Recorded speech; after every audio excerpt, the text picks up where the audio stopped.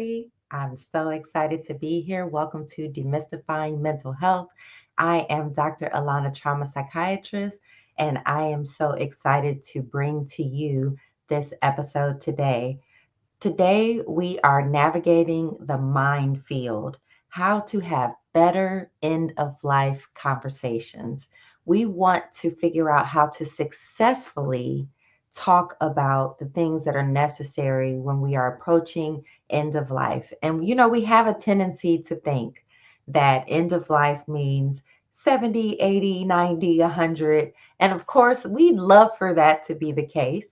However, we don't know when end of life is going to be with us. So it's also important to begin having these conversations on a regular basis. It's not really a one time conversation. So, my special guest today, is one of my good friends, Dr. Bonny Masters, who is a board certified physical medicine and rehabilitation physician, and she operates in the palliative care and hospice care space. And she's going to help us break down some of the stigmas about end of life care and ways that we can approach these conversations more effectively. So Dr. Bonnie is joining me today from California, and hopefully she's coming on screen. There she is. Hey, Dr. Bonnie. Hello, Dr. Alana. Good to Hi. be here. Great to have you. So I am excited to have this conversation because I love having difficult conversations. And I would say having a conversation about death is probably one of the conversations that people avoid the most. It's up there in terms of things that we go, we should discuss it, and then find every reason not to do so.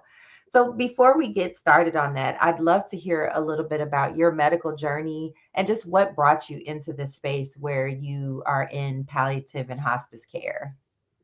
Absolutely. Um, it's a long and twisted tale, but I'll try and keep it brief. Um, I'll start with getting to university, not really knowing what I wanted to do. Eventually, finding my way into the sciences, finding it to be really interesting, and then as a child, I think I had kind of an abnormally uh, large amount of exposure to loss and death and disability. And at the time, I didn't realize that it was more familiar to me than many of my colleagues and peers.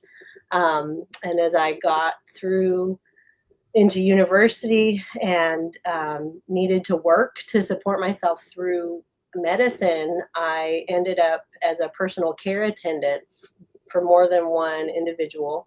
And one of those folks, probably one of the best jobs of my life, he was paralyzed from the neck down, and very special man with a very special family, and was also a sociology professor. So had a really interesting take on his lived experience, what it meant to be disabled, what it meant to make his own decisions and have Mhm. autonomy. And I worked for him through the end of his life to the day that he passed, including what turned out to be his going away party that he had me plan. Didn't know that that was what I was doing at the time, but he was very Mhm. intentional about how he lived his life. And then moving forward, continuing to have losses and experiences, I've always kind of been able to hold his experience of what it meant to make his own decisions and have his autonomy really strongly present in his end of life journey. Yeah. Compare it to all these other stories that I lived through, and it really illustrated to me how being intentional, thoughtful, communicative, and not shying away from these conversations makes a really big difference. Yeah. And so, through my medical training, I worked, well, through college, I worked as a care attendant, and then I get to medical school, Where'd you go to medical school? UCSF Medical School, so San Francisco. All right. Shout out to UPSA. And and then training in Alameda County, and then residency in Stanford in physical medicine and rehabilitation, I just kind of always found myself leaning into what does quality of life look like for you, Yeah. really leaning into these conversations more than a lot of other folks. And so, Yeah. So let me read some statistics that I think actually highlight why it's really important to have this conversation. And of course, we are coming to you from blackdoctor.org. So our audience are pretty educated African American people. And one of the challenges that I find, especially as a trauma psychiatrist, is that it's really difficult to get our community past some of the historical and systemic barriers in medicine that have really damaged our trust of the medical system. So that's another reason I wanted to have this conversation. There's a study that came out in 2020 from Johns Hopkins medical researchers found that 34.9% of Black study participants used hospice services in their passing compared to 46.2% of white participants. And we were significantly less likely to choose hospice, and we would go into it maybe with 3 or fewer days less than other people who are engaging with hospice services earlier. And that also meant that they were more likely to go through multiple emergency room visits, hospitalizations, and intensive treatments that did not necessarily help their health overall in their final 6 months. And I thought that was really significant because that's, regardless of the reason for their death, there was this significant experience where our end of life becomes traumatizing because the interventions pile on and pile on and pile on, and people do not trust that the medical system will take care of them in a healthy way.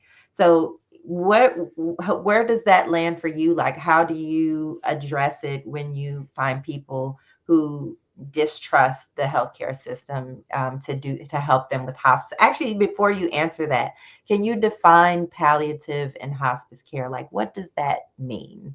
sure, we'll start there. So, I think folks do not realize how often they actually engage in palliative care, because palliative care is this huge umbrella term that really leans into quality of life. What is comfort? What is quality for you? And the truth about that is that you are the person who defines what quality and comfort look like to you. You Hmm. know, every person I know has a slightly different take on what quality of life means to them, and you can't really effectively project onto somebody else what quality looks like for them. And Sure. even for yourself, I find this all the time where you think you wouldn't want to live some kind of way, and then life happens and you adapt, and suddenly you realize, oh, well, maybe actually I can live like this because I do still find meaning.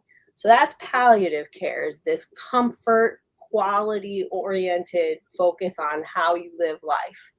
And so a lot of us are going through life with conditions we cannot change, whether it's arthritis in your knee, whether it's, who your mama is,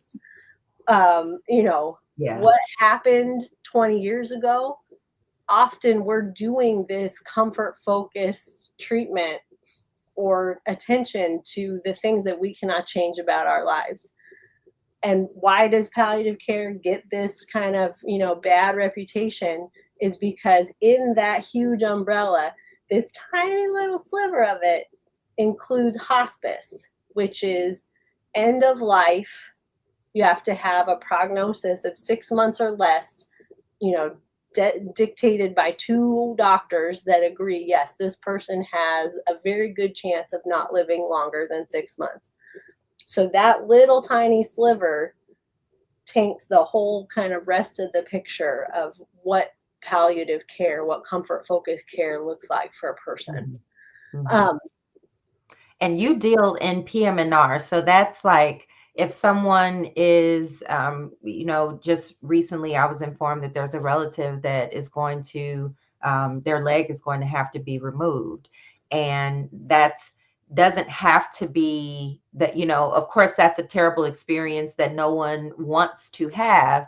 However, there are also people who learn to live healthy lives with prosthetics and are able to build a life that has comforts and joy, and they can still do many of the things that they previously could do. They just have to do it differently. They have to be willing to adapt and pivot. So that's what I'm hearing you saying, that palliative care really tries to help people look at what are the ways that we can still find a quality life regardless of the experience that our body is carrying. Am I hearing that?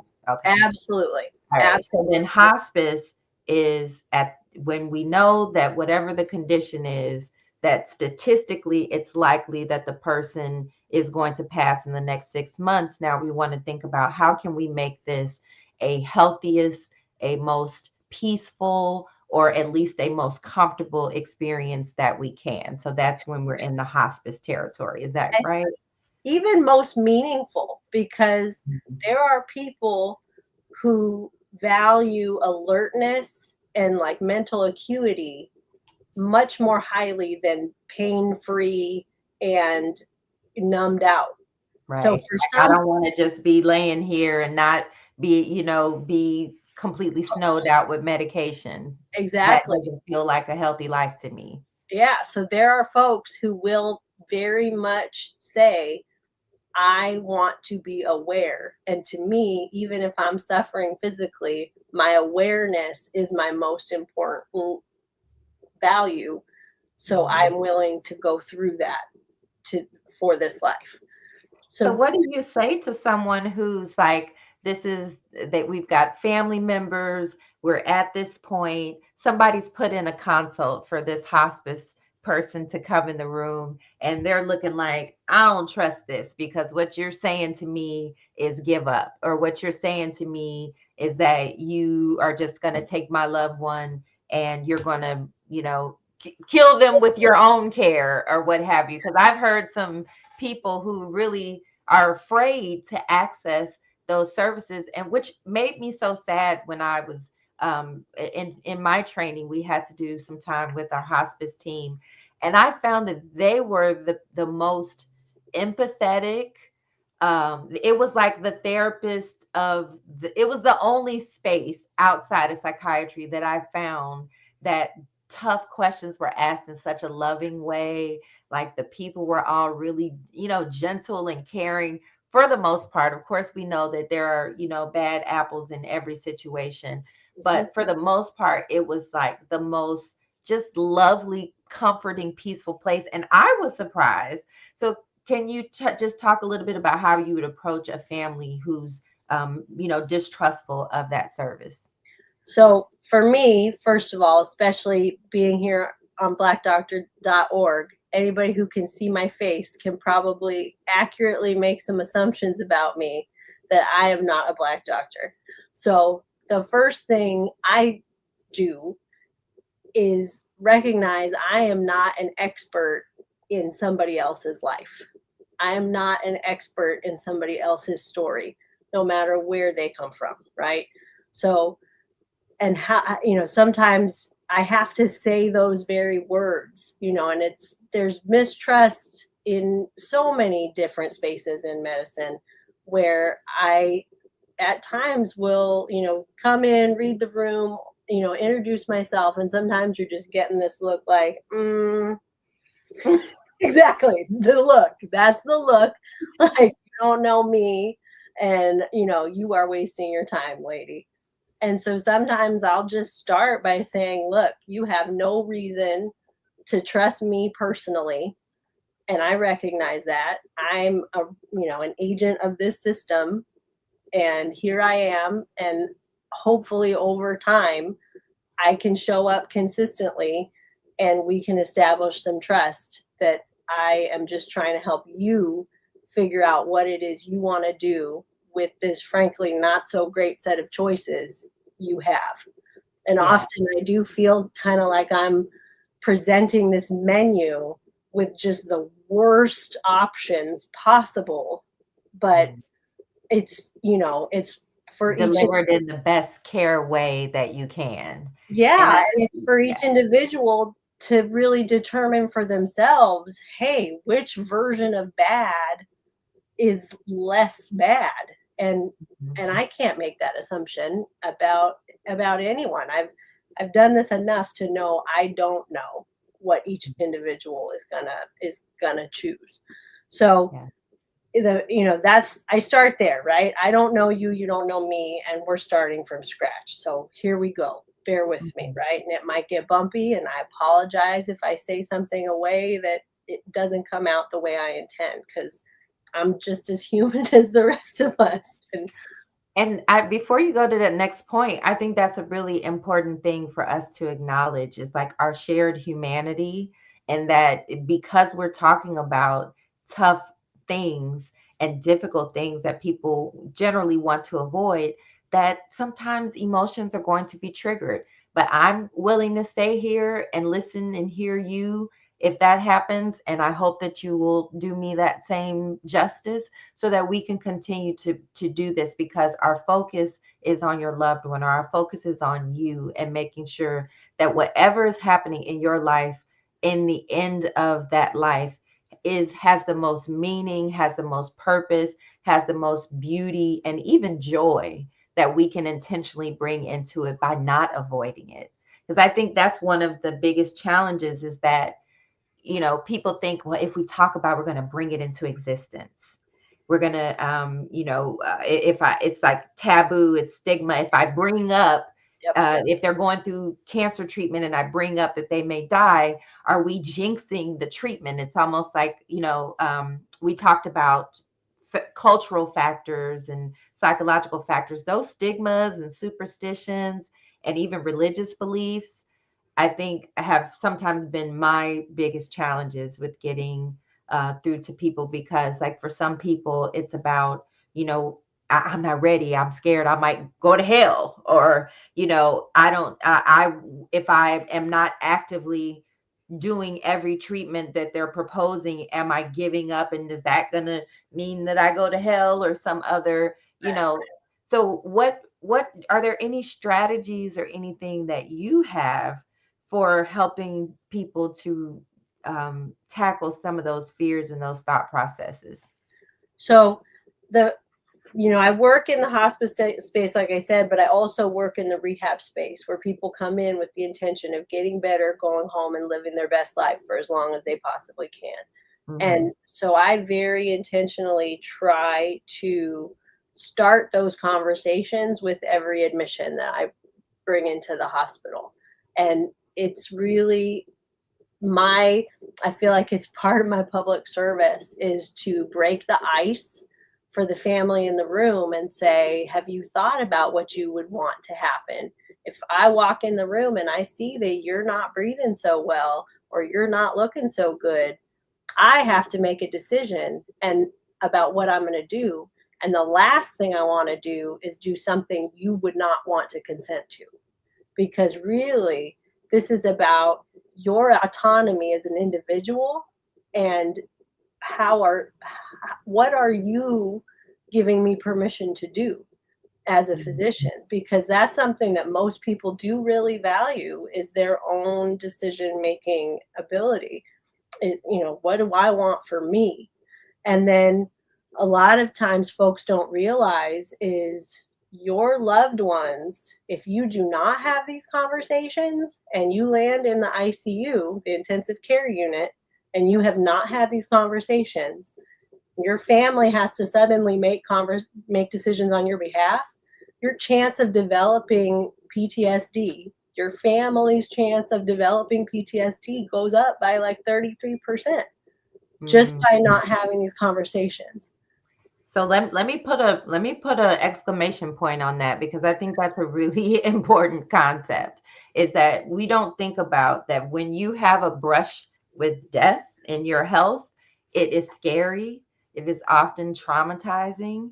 Again, one of the things that we've been working to destigmatize is this idea that trauma only comes from war or being a victim of a crime. it is traumatic when your health is going sideways. My health has gone sideways on me, and I'm still dealing with that trauma every single day. You can have reminders and things that you have to psychologically deal with. So, for example, if you require chest compressions, that is painful and will probably bruise things, could even break bones that the person will have to recover from, and really can be very aggressive on the body. If you've ever had a tube in your nose or in your mouth and had to be intubated, especially if you're awake for any reason, though that can be an intensely scary experience to be sustained on machines. It does a number on a person psychologically, and we have to stop acting as if things that happen to our body do not also happen to our brain and impact our psyche. So what you're saying is so important, because we can avoid, like, we have enough trauma going on. We have from sea to shining sea. We've got ice, we've got fire, we've got, anyway. There is so many things that are happening that if we can avoid trauma Mhm. by having tough conversations, we can do them in a beautiful way. Because I like what you said about intentionality. What I have found is that a lot of helping people out of trauma on the backside of it as trauma psychiatrists is helping people to figure out how to find meaning in the death of their loved one. Right. Sometimes that looks like a book, sometimes that looks like a memorial, sometimes that looks like a whole nonprofit organization that goes on to change the world, right? So what you're saying is, like, if we start having those discussions a lot earlier, then when it comes down to having to make those tough decisions, we actually have something to, your loved ones know enough about you and who you are, that you've either told them what you wanted, or they know this is probably how she would respond, because we've talked about enough scenarios, like, what would you want in this situation, what would you want in that situation, that they could probably, you could have a sense of, they would want to go this far, but they wouldn't want to go there. They would want to maybe go through the CPR process, but if they were going to be hooked up to a machine for, their entire life, they would not want that. Am I making sense, Bonnie? Any thoughts on that? Yeah. So I definitely think that when I come in and I pose questions to just the patient and they're giving me the look, when I say, I'm pretty sure you don't want your family traumatized by making a decision on your behalf, Mm-hmm. suddenly there's like Oh, yeah. yeah, Like, I can protect them in a way by deciding upfront and talking about these things. I can protect them from feeling guilty for making a decision that they think maybe I didn't want, or exactly. I can protect myself from going through things that I really don't want. So that's actually a really good way of thinking about it, I think. And I think too, what folks don't necessarily realize also is that physicians are people too. And we are traumatized on a regular basis by all the things that we see. Yeah. And so when things are moving quickly and a lot of decisions have to be made, sometimes I'm not going to point fingers, but there are colleagues of mine out there that are happy to not have the conversation because they're afraid of what might It's come up, uncomfortable. Yeah. and they're happy to kind of let that conversation go on down the line, and Yeah. kind of it just falls on whoever it falls on. Whereas if I go in and say, no, we're at least starting the conversation. We Yes. don't have to finish the conversation today, because that's the other thing. People change their mind. You know, Dr. Bonnie, the mom of two young children, I have a very different sense of what I would want right now than what I hope my life looks like later on down the line when I feel like I'm done. I did it. I did it. I Yeah. did this life, right? And I'm grateful for everything I had. But today, mom of young children, I'll fight until I can't fight no more, So Sure. people don't realize that you can change your mind and you can document your change of mind. Basically, anytime you see the doctor, Mm-hmm. there's a legal document that is formed, and you can say, hey, I have new thoughts. And I think that is something that feels scary to commit to an answer. And that's also why I tend to go about the conversation in a different way. Is I ask folks to say, hey, I want y'all to talk about what in your life gives you meaning. What do Mm-hmm. you value the most? What are you what are you doing here? Why Mm-hmm. do what about this life What's is important? important to you? Mm-hmm. Because it's different. People have different opinions, and I've been the decision maker for multiple family members at this point, and you know, they do not share what their most important thing is. Mm-hmm. And the truth is medical technology is moving so quickly that on hospice, folks come to me as patients where they had this, that, done, and got a tube in this and a surgery on that, and we flipped this around. Yeah. Like, they did what? I didn't even Right. know we could do that. So the expertise and the specialization is so creative, so vast, that it's easy to get lost in the weeds. And really, what I want families to focus on is what's important to you and what's worth fighting for. Because if you are doing CPR, if you are in the ICU, it is not going to be fun. I promise you. There's nothing fun about it. It is painful, it is scary, it is it is so many things, and fun is not usually one of the words Mm-mm. that comes to mind. So if Mm-mm. you can you know, have a conversation about what's important to you. So I'll give an example. My grandma, my best friend, my first best friend in the world, Mm-hmm. was I'm named after her. So Grandma Bonnie, cutest little lady in the world. What did she want? She's like, I'll have tubes. Sure, that's fine. Little osteoporotic, tiny little lady. Sure, you can do CPR. And I had recurring nightmares about doing CPR on my grandmother. Keep trying to kind of like, really, grandma? Really? But at the end of the day, I'm like, to what end? What are you trying to do after CPR? And to her, it was really about visiting with her people. If she could spend time talking about the weather and whose birthday's next and what they're going to do, Mm-hmm. that gave her, that gave her what she needed out of this life. That Mm-hmm. was it.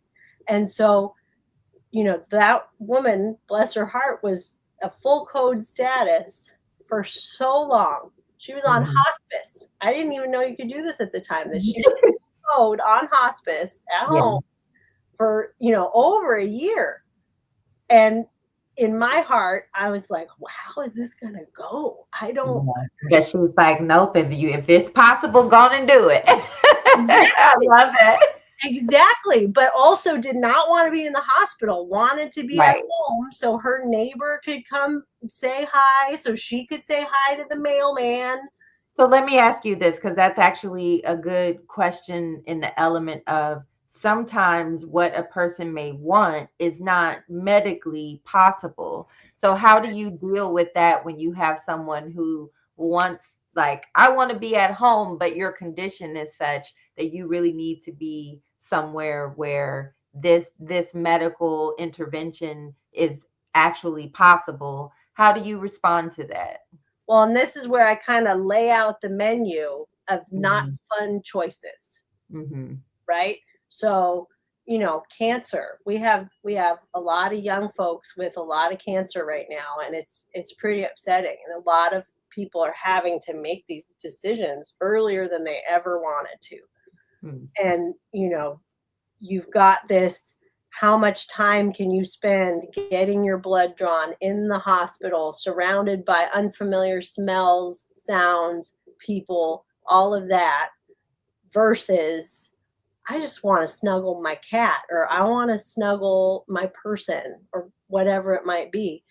And so then I strongly encourage folks to talk about what's going well. What are they liking about the environment that they're in? And is that worth it to forego whatever the other option has? Because, That may extend life, right? have your cake and eat it too. We don't get to do that, right? So Mhm. there's a lot of us who want X, Y, and Z, and it's not available. Like I may want to be whatever pant size, but I That is also, not available to me right now. you, Fact. Yes. so we're used to wanting things and not having access to those things. That is part of our life experience. But Can these you are list the some most of the can you list some of, because I know we talked about CPR, but what other kind of interventions are sort of end of life interventions that we should be asking our family members about? Like if it comes down to it and they have to feed you by a tube or other things like that. Can you name some of those things so sure, people can have some things that they can research and talk to their loved ones about? sure. So, um, for example, if you uh, we'll take the example of breathing on your own and eating on your own, that airway protection. There's enough processes out there that happen that compromise your ability to protect your airway and compromise your ability to swallow safely. And sometimes the medical treatments of those issues are, putting a tube in your throat and, bypassing your swallow with a tube in your stomach. And can we get folks able to communicate and speak through, a valve in your throat? Yeah, we can do that, but it takes work, it takes time, it takes perseverance, and it doesn't always work, right? And sometimes folks will make the decision, yes, I want to be able to speak for myself through my mouth. Yes, I want to be able to eat what I want to eat. And then it becomes a question of, okay, do you have the burger and fries at home, understanding you may end up with a pneumonia, and that's okay? Or do we say, no, you can't have the burger and fries, but we're going to protect your airway with these other forms of nutrition? And Mhm. those are really personal decisions. And when you say what matters to you, it relieves this huge weight off the shoulders of your family members or your loved ones that may not know what you would have wanted. And so that, let's say there's an emergency, you're in the ICU, there's a lot of decision making that has to happen. Surgeries are being offered, procedures are being offered. I always come back to, we've had this conversation about what's important. So we'll take Grandma Bonnie since she's, top of mind. And then I would say, okay, you're offering this surgery, you're offering this treatment. Will these treatments allow her to visit with her people? If we do all of this stuff, will she be allowed to do this thing that she has deemed her most important thing? And Mhm. at the end of the day, that's how her code status changed. She was in so much pain that being awake wasn't possible. And so I knew if we did everything, everything, everything, and she returned to where she was in so much pain where she had to sleep all the time, she wasn't doing that thing that She meant the didn't most want to that. Yes. her. Yeah. And even though she wasn't able to say that for herself, I at least knew in my heart what was most important to her. Yes. And that prevents trauma in me because Right. I know. I'm carrying out the wishes as but know that I best understand them. And thank you so much for that. And if you're just joining us, this is Demystifying Mental Health. I am Dr. Alauna, trauma psychiatrist, and today we are talking about how to navigate the mind field. And I said it as a mind field on purpose because this feels like those conversations that blow up, that go sideways. But we're here today to talk about how to do them successfully, how to successfully discuss end of life care. If you are just joining us, or even if you've been here for a while, click that like button and make sure that you're following BDO and following this show, Demystifying Mental Health, so that you can continue to learn more about these important topics. We are here on fourth Thursdays, and usually that is at noon. So thank you for joining us. We are talking about advanced care planning and end of life care. And we just finished listing some of the procedures and other things that you can talk to your loved ones about so that you can maybe have a sense ahead of time of what they would want. Like if you have to have a feeding tube and receive food. I've actually worked with a client that ultimately had a brain injury that kept them from appreciating the taste of food. And I remember when I first experienced this, I had not gone through, I actually had my own experience of losing my ability to appreciate food from a viral illness. And I could barely taste things for almost 3 years. And I remember thinking back to like, I understand this man's, at the time, I can't say I fully empathized with his choice because he was very kind of like, oh, well, I'm done with it because I can't taste food. And I'm like, but sir, there's so many other things. But he was like, I love food. I'm a foodie. I traveled the world to enjoy food. He had trained as a chef and he'd lived in the Netherlands. And I mean, he just had all these remarkable stories for his life after Vietnam. But after the injury and him no longer being able to appreciate food, he was depressed and he was, very much like as his health problems and challenges began to build up, he was kind of like, I'm finished with this body. I'm ready to start over. And he really was at peace with it in a way that even I, as his psychiatrist, had to respect, like, okay, this person is consistently expressing his thought process about it. And so when it came to the point in his health that he could no longer even appreciate any food, and they were talking about putting in a tube to feed him through his stomach, he said, I'm finished. I don't want to do that. And so he actually transitioned in a really peaceful way. I will never forget it. That was one of my first real interactions in hospice and palliative care. And I was like, wow, this is really interesting because he had a lot more peace about the situation than his family. They really were like, we don't understand this choice. But he always was very consistent about it when he expressed it to me. And so it helped me think about the end in a different way because he was so empowered in the way that he left. So, any thoughts about that? Well, that brings up another really important issue, I think, in these conversations is if this is a normalized conversation within a family, within a community of what gives you meaning, what decisions are you comfortable making, not making, one of the really important things is who is your durable power of attorney. Our legal structure has it, very laid out that, first batter is your spouse. And if you don't have a spouse, then it goes to next of kin. And, so when I'm having these conversations and somebody's never thought about it before, I'll say, do you trust your person to make the decision that you want? And a lot of folks have not thought about that. Like, oh, I gotta Yeah. trust, Trust Bob. Wait a minute. Hold on. Let's back up.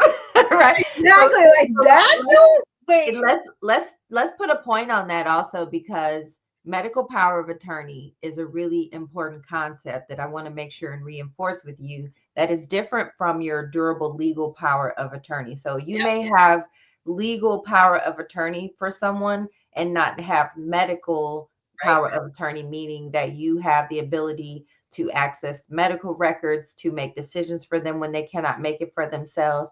Right. And this needs to be updated with your healthcare clinic, with your profile if you're part of the VA, updated in the system, because I can't tell you how many times we've run into issues where you're not married to that same person, or you're still married to them, but you're not with that person anymore, but you Mhm. never updated them in the system. And as far as the system is concerned, this person that you may not like so much anymore Right. is your legal person who's going to choose about Right. what's going to happen with your health. So if nothing else motivates you to get your medical power of attorney paperwork, think about an ex making the decisions for your health care for you.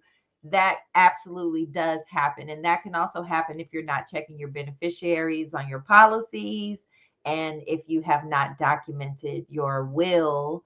And you don't have to have a whole bunch of legal team to make a will. You can handwrite your will and sign and date it with the witness, in most states. So check with attorneys on that.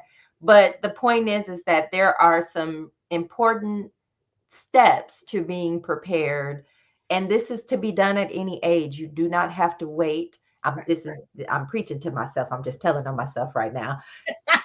Preaching to myself. Right. Okay, I mean, Alana, you don't have to wait no, to it's be. real because it's it's that speaking it into existence fear, right? Like, uh-oh, if I actually do this, then maybe I'm waking something up, and I don't want to do that. So the But fear, isn't that like, it's funny how we let superstition be the thing that keeps us from having our family know what to do with our bodies, like where we want to be buried or how we'd like our body to be processed. What are some options? Let's talk through that, because I think that's an important conversation about, it doesn't have to automatically be burial. What are some people's options when they are, at their end of life? well, I mean, things are evolving, right? Like we've got cremation, we've got burial, but they're starting to do these like forests where you can get planted as a tree pod. That's kind of what I want. It's still, financially very expensive, but I'm like, I Ooh, would be a tree. I would totally yeah. be a tree.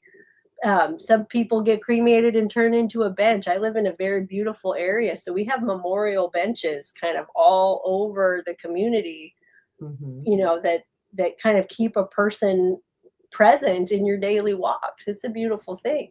Yeah. Um, There's aquamation, uh, right? Now they have it to where it's similar to cremation, but they dissolve the tissues of the body, and then the bones you still get a powder. It's just a little bit uh, different powder than it is from the cremation, but it's still a way to be different, not have your body in the ground and impacting the environment. I've also seen people who are doing a different types of burial that's more friendly, instead of the concrete, and really trying to, make sure that the body does not go back to the earth, that they're put into, biodegradable and other types of, I was going to say packaging, but that's probably not the right word. well, and But let's just get to that topic too of like organ donation, body donation, right? absolutely. That's a hot topic, and it brings up a lot of feelings. And the truth is, if you are in the moment of crisis where your amygdala is on fire Hmm. because the person you love is not living or about to be not living, bringing up suddenly this conversation about organ donation Right. can feel terribly traumatic. Absolutely, it Like, what can. are you What are doing? you trying to do, right? Right, right. You got my grandma's kidney on reserve. What are you Right, doing? right. So, if you're a person who has strong feelings one way or the other about do you want your body to be donated either to, living donors or science, that's really important to Yeah. communicate. And now's the time to do the homework and do the research. Like I'd love it if my organs could help someone, as long as I don't need them anymore. And I make sure Right. I don't need As them. long as But I am done, it's my organs.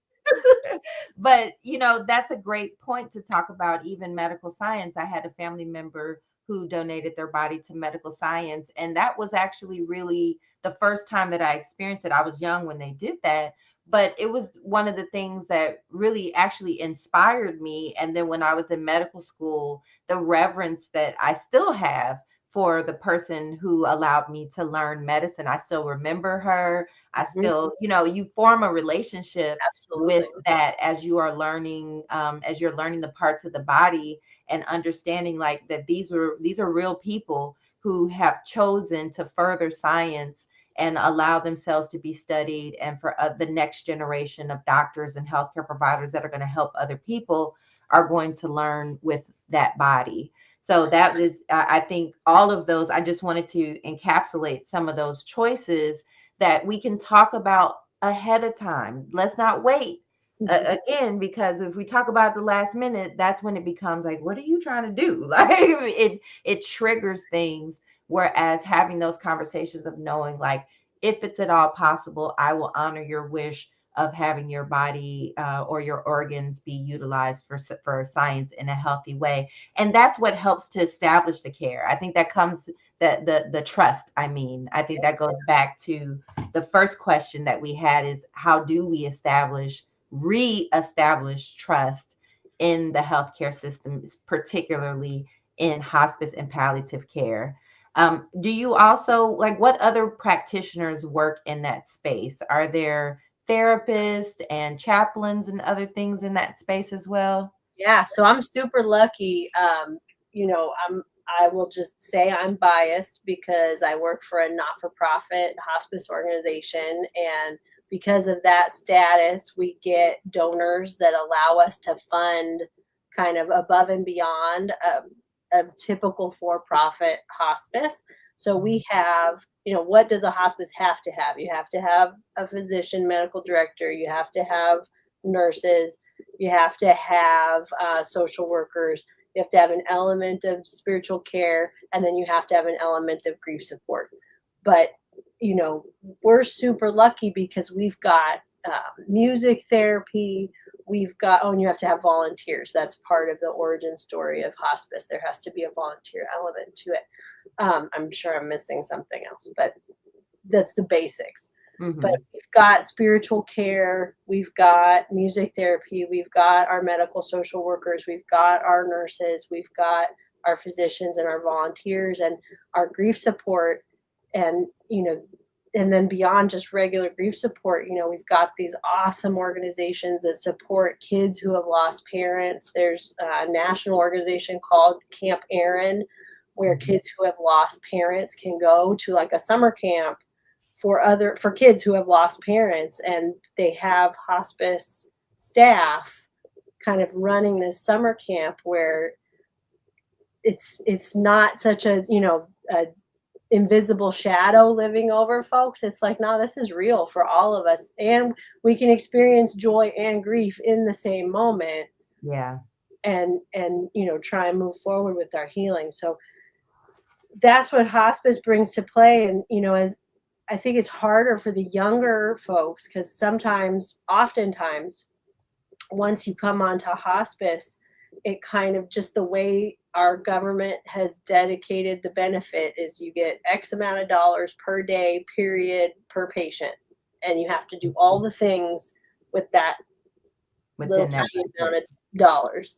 And Hmm. so we can't support, super expensive immunologic therapies and chemotherapies and surgeries and you start doing all that stuff and life becomes a lot less comfortable anyway when you're having surgeries and labs drawn and people are poking and prodding at you. So that's why palliative care is the broader umbrella is really helpful, and it's a really useful service because you might have your expert surgeon, your expert oncologist, your expert in the science of these various fields.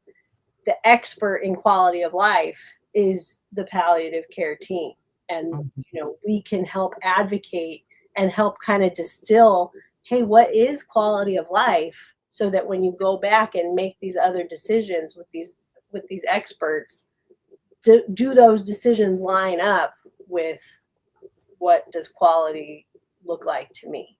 Yes. uh, And you actually answered a question that I was going to ask, which is I appreciate, which is what are the resources that we can use to support families and patients in this situation? So you mentioned grief counseling, you mentioned spiritual care, and that can also be culturally competent care, like people who are it. You mentioned that you all have an interpreter service that helps make that communication in different languages, because just those small things are really important Mhm. to quality of life, of feeling like someone who can help me be understood. It's really scary to not feel understood or not have the people around you understand you, especially when you are in a state where you know that your life is nearing an end.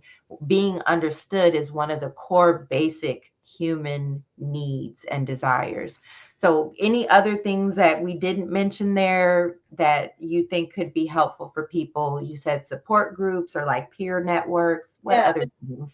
Well, and I think,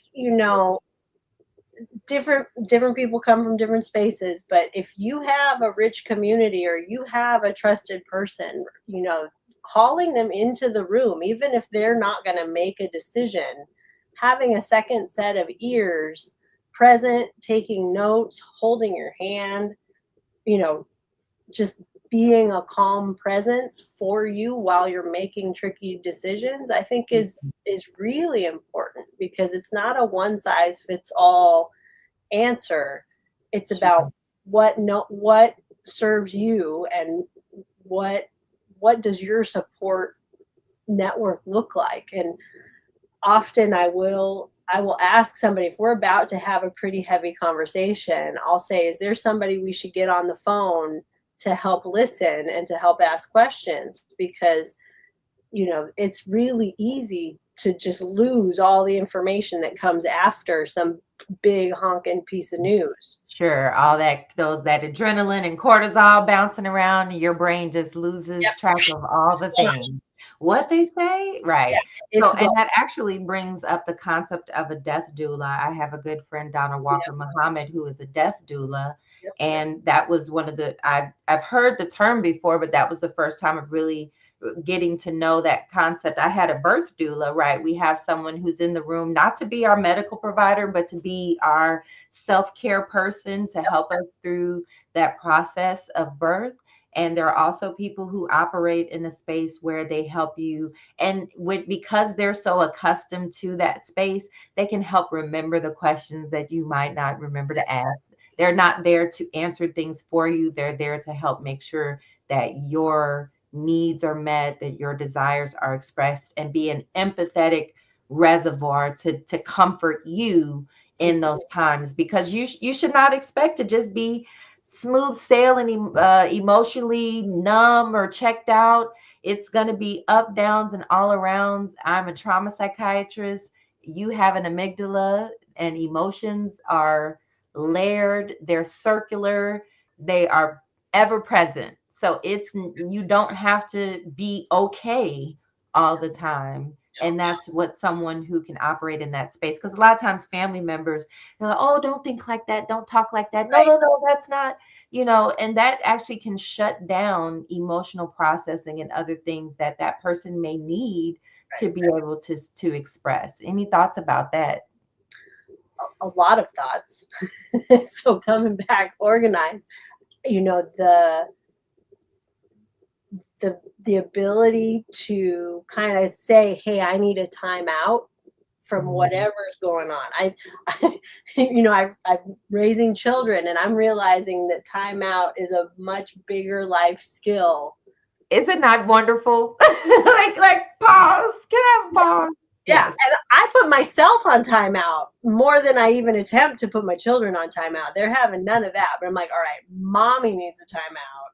Hmm. And often in medicine too, the doctors, the teams are on this really rushed schedule. But I think if you're sitting in the patient seat or the family seat, you can also ask, like, what kind of timeline are we dealing with here? Because Hmm. conversations can feel really pressured, but it might be pressures that have nothing to do with your family member. True. So I think sometimes trying to be clear about like, hey, what timeline are we working on? And I'm going to, a lot of communities, they need to talk to each other. Yeah. Like, oh, okay, yes, I might be the decision maker, but I I I need to know consult. I Right. better not be making decisions without consulting auntie. Right. No, you're absolutely right. Right. It's because the timeline that the doc is working in might be the surgery schedule or the, Right, consultation availability, and the family needs that time to sit, or the person needs that time to sit and think and process. So I love what you're saying. It's okay to ask for time. What is the timeline? What is driving the timeline? And right, how much time can I have to make this decision? yeah. So I know we are speaking of time, we're running out of time. So I want to make sure that before we wrap up, that people know where to find you, where to follow you. And so please share with them where they can find you on social media or any other platforms, or if you have anything coming up that you want people to know about. Well, I'm on Instagram with just, my name, Bonny Masters, spelled with a Y. I'm on Facebook as well, Bonny Masters MD. I am working on some programs coming up in the future. I'm, very strongly considering, new options, new programs. I don't have anything online just yet, but certainly when I'm there, I will share it with you and your community, my community. But yeah, the regular social media outlets is where you can find me, and that's where I am at this point. Absolutely. And we're praying for California. We know that there is a lot going on right now, and we know that there are many people, including people that you care about, that have been affected. And that is, all the more reason for us to pay attention to trauma and to begin to do the really, really important work of understanding how trauma affects every single element of our society, every element of mental health and wellness is impacted by psychological trauma and the negative experiences and the positive experiences that we have in this world. So, with that, I will just go back to remind you that I am Dr. Alauna. You can follow me on Facebook, Instagram, YouTube, Threads. That's it for now, right? And not TikTok. So who knows what's gonna happen with TikTok, y'all? But Oh no. who knows? I'm sure that we have much more shenanigans to come. But thank you so much for tuning in for this episode of Demystifying Mental Health with Dr. Alana, trauma psychiatrist. We are here on fourth Thursdays of the month at noon Central Standard Time to talk about and break down the most important concepts in mental health care. And it's time to evolve. Thanks for having me. I really am glad I got to be here. Absolutely.